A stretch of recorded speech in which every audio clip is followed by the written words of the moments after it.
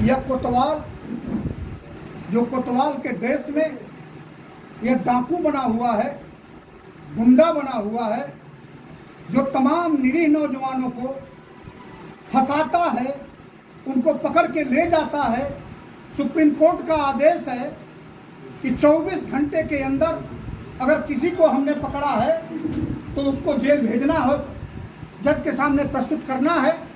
लेकिन यही बिंदेश और उवैस, दो लड़के पकड़े गए हैं कटिहारी से, और दोनों को पकड़ने के बाद 11 तारीख को पकड़ते हैं उनकी माँ टट्टुआ से, और उनको ले जा करके आजमगढ़ में रखते हैं। उनकी माँ दूसरे दिन जा करके एसपी को एप्लीकेशन देती है कि मेरे लड़के को यहाँ रात में 11 बजे पकड़ फला दरोगा लेकर के गए हैं, मुझे नहीं मालूम है कि मेरे लड़के का कहाँ हत्या कर दी गई है, कहाँ है, मुझको कोई जानकारी नहीं है। और एसपी को सूचना देने के बाद भी 4 दिन तक थाना में रखा गया।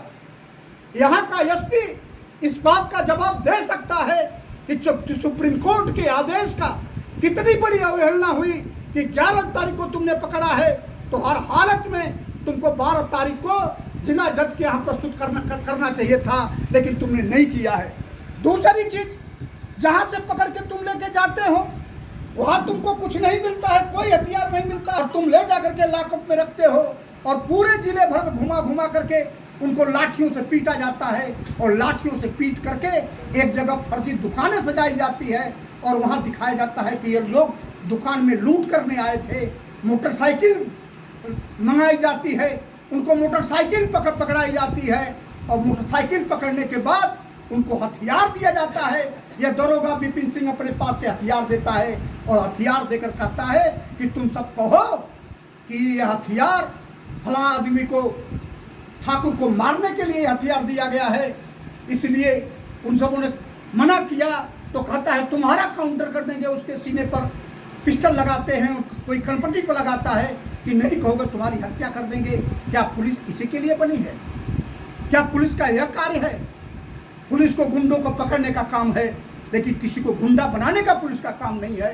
अगर यह काम कोई करता है तो सीधे सीधे यह आचरण अपराधी का होता है। और सारी की सारी साजिश राजकुमार सिंह कोतवाल के थाने के अंदर से रची जाती है, और उसमें इसलिए रची जाती है कि उन लड़कों को तो मुहरा बनाया ही जाता है, लेकिन मेन मुहरा सुरभान यादव होते हैं कि उन्हीं के इशारे पर सुरभान को पकड़ा जाएगा, इनके खिलाफ कार्रवाई होगी, इनके ऊपर गैंगस्टर लगाया जाएगा, और फिर इनका भी किसी दिन इनकाउंटर किया जाएगा। यह पूरा का पूरा साजिश यह कोतवाल रच रहा है।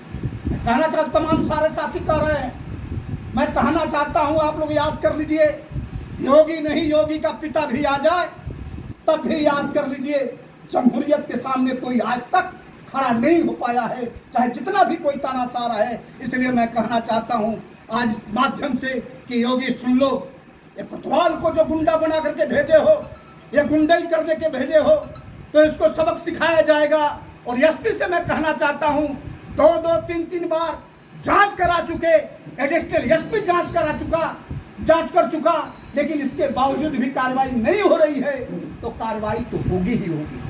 और आप लोगों से मैं कहना चाहता हूं, न तो यह किसी बिरादरी का, यह बैठक न किसी बिरादरी की, न किसी मजहब का है।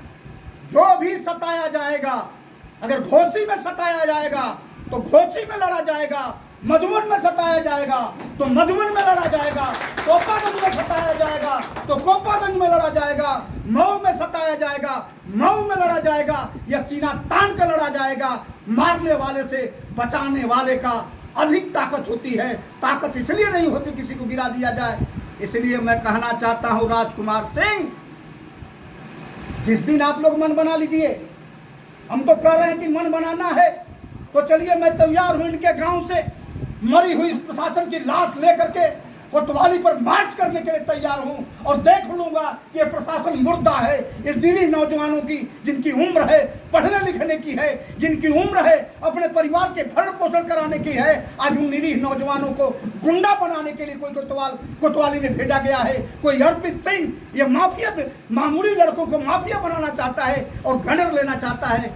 इसलिए मैं कहना चाहता हूं, और विधायक भी हमने बार बार कहा है कि धोखे में मत रहना, जिन लोगों को तुम समझते हो कि एक साजिश के तहत जो भी उभर रहा है उसको मैं दफन कर दूंगा, याद कर लेना आज नटवा सरा की मीटिंग में यह तय हो गया है, जो भी हाथ उठेगा उसको भी हम लोग दफन करने के लिए तैयार होंगे। हम लोग अब किसी भी कीमत पर बर्दाश्त नहीं करेंगे। ये आर पार का संघर्ष होगा और आर पार के संघर्ष में देखा जाएगा कि उसकी कितनी हिम्मत है। और आप लोगों को भाई, मैं आपकी रामधनी जी बात से सहमत हूँ, एक प्रतिनिधिमंडल बना लीजिए। आप जिस जिस पार्टी के लोग हैं सभी लोग भाजपा को छोड़ करके अपने राष्ट्रीय अध्यक्ष को बताइए कि इस तरह से घोसी में हो रहा है, पूरी जमहूरियत के साथ अन्याय हो रहा है। हम तो ये यहाँ तक कल सुने हैं कि एक व्यक्ति गया था और जाने के बाद कहा उसको मारा गया।